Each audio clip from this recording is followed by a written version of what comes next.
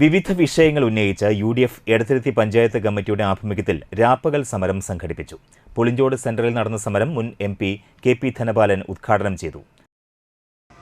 ഏറ്റവും അടിസ്ഥാനപരമായി വികസന രംഗത്തായാലും സാമൂഹ്യക്ഷേമ രംഗത്തായാലും പ്രവർത്തിക്കാൻ കഴിയുന്നത് ആ പഞ്ചായത്തുകൾക്കാണ്. അപ്പൊ അവർക്ക് വിനിയോഗിക്കേണ്ട ആ പണം പദ്ധതി വീതം വെട്ടിക്കുറച്ചു എന്നത് ഒരു വലിയ ദ്രോഹം തന്നെയാണ്.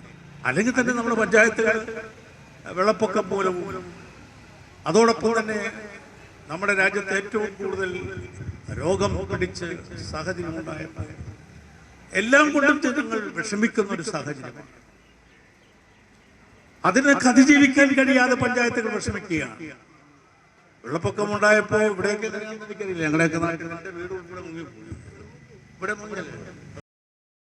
കോൺഗ്രസ് എടത്തിരുത്തി മണ്ഡലം പ്രസിഡന്റ് ഇൻഷാദ് വലിയകത്ത് അധ്യക്ഷത വഹിച്ചു. മുസ്ലിം ലീഗ് ജില്ലാ vice president KA Haroon Rasheed, നേതാക്കളായ Sajay Vainappally, PD Sajeev, EK Muhammad Haji, Umarul Farooq, Saleem Pokkakallath, TK Prakashan, Mansoor, PK Davis, TA Nasimuddin, Mohanan Kattikulam, Siddique, Muhammad Sageer, IB Venugopal, Muhammad Ali Haji, Sarvothaman, Lohithakshan Kollasseri, panchayat അംഗങ്ങളായ സാജിദ പുതിയ വീട്ടിൽ, ഷിനി സതീഷ്, ഫാത്തിമ അഷ്റഫ്, KS അനിൽകുമാർ, AB ഗിരിജ തുടങ്ങിയവർ സംസാരിച്ചു.